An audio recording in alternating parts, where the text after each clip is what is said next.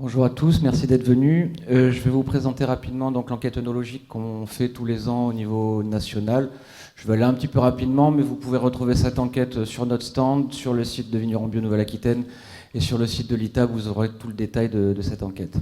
Donc très rapidement, c'est une enquête qu'on réalise depuis le 2014. Ça nous permet de suivre un petit peu ce qui se passe au niveau de la production et de la transformation pour voir les évolutions, notamment pour toutes les questions réglementaires et faire remonter aux instituts ce qui se passe sur le terrain, mais également pour voir l'évolution des pratiques avec toute une frange de nouveaux bio qui arrivent dans la viticulture bio et dans l'œnologie qui ont parfois des nouvelles pratiques. Donc l'idée de cette enquête fait au niveau national. Je remercie nos partenaires de Sud 20 Bio qui la diffusent sur millésime. Ça nous permet quand même d'avoir un large spectre de retour. On voit la répartition des réponses. On a beaucoup de réponses en Nouvelle-Aquitaine et en Occitanie. C'est vrai que pour l'instant, on a du mal à fédérer le réseau en PACA, mais ça va bientôt venir avec la création de Sud-Est Bio. À mon avis, on va avoir un peu plus de fédération et peut-être un peu plus de retour. Donc très rapidement, les résultats. Là, vous avez le tableau global. L'important, c'est pas de regarder le détail. Vous n'allez pas y voir grand-chose. Mais ce que je vais vous montrer dessus, l'idée est la suivante. Vous avez quasiment toute la liste ici des intrants autorisés en vinification bio. Et moi, ce qui m'intéresse, c'est que vous avez quelques intrants qui ressortent de façon importante. Mais si on regarde dans le détail, c'est le SO2 et les barriques.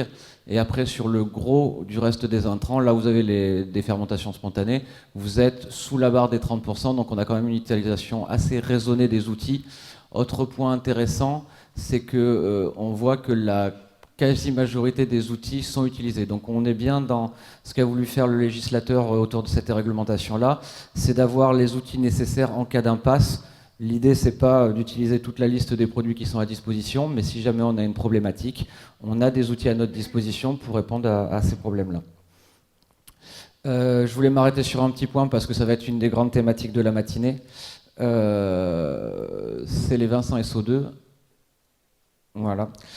Donc j'interroge sur cette question-là. On voit que de plus en plus de vignerons. Alors la question qui est posée, c'est grosso modo, est-ce que vous réalisez une cuvée sans SO2? C'est parce que vous faites la totalité de votre exploitation en sans SO2. Mais on voit qu'il y a un quart des vignerons déjà qui ont des productions de SO2. On commence à être sur des niveaux de volume, on va dire, de cuvées sans SO2 qui commencent à être assez importantes. La moyenne est aux alentours de 9000 bouteilles. On voit arriver des cuvées qui montent jusqu'à 40-50 000 bouteilles. Donc on a vraiment un mouvement de fond sur la production de vin sans SO2 qui commence à être relativement importante. Moins de production sur la partie vrac, mais c'est des choses que nous, en Bordelais, on commence à voir se développer pas mal. Si on rentre dans le détail un petit peu de l'enquête pour vous présenter, on essaye de détailler un petit peu les différents intrants et voir ce qui se passe. Là, ce qui est intéressant sur ces graphiques-là, ce qu'on montre un petit peu, c'est que déjà, il y a une différence d'utilisation en fonction des produits. Déjà ne serait-ce que sur l'utilisation des levures, comme vous le voyez ici, ou sur la nutrition, où on voit que blanc et rouge, on a un peu plus d'utilisation de nutrition, et que sur liquoreux et crémant, c'est des choses qui sont moins pratiquées, et on retrouve un peu plus de fermentation indigène sur le rouge que sur le blanc, entre guillemets, pour des questions de gestion de produits et de profil produit. C'est vrai que la plupart des vignerons vont plus facilement sur l'indigène en rouge. La prise de risque est moins importante, on le verra dans la présentation qu'on fait avec Patrick Lucas tout à l'heure.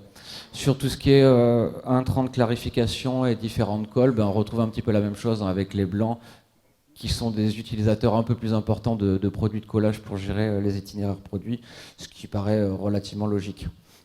Si on rentre dans le détail de certains points comme les levures en rouge, là, ce que je voulais montrer, c'est un petit peu une évolution entre guillemets des pratiques au cours du temps, parce que c'est ça l'intérêt de faire une enquête qu'on suit tous les ans, et on voit que finalement, il n'y a pas de grosses variations, si ce n'est sur les levures bio où on a un petit décollage depuis le début, et on va avoir, je les cherche où.